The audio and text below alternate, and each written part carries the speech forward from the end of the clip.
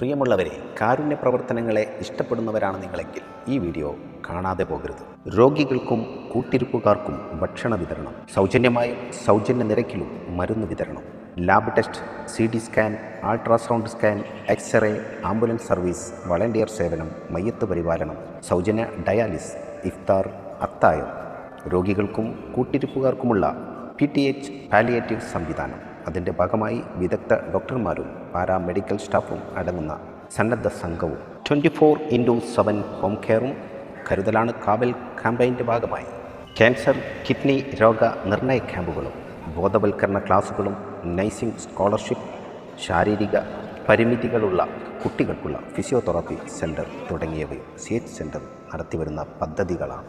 4.5 ലക്ഷത്തിലധികം നിർധന രോഗികളാണ് വർഷം തോറും സെൻറ്ററിൻ്റെ വിവിധ സേവനങ്ങൾ അനുഭവിച്ചറിയുന്നത്. സേവനങ്ങൾ 10 മടങ്ങായി തുടരേണ്ട സാഹചര്യം സെൻറ്ററിൻ്റെ പ്രവർത്തകരെ കൂടുതൽ ഉത്തരവാദിത്ത ബോധമുള്ളവരാക്കുന്നു.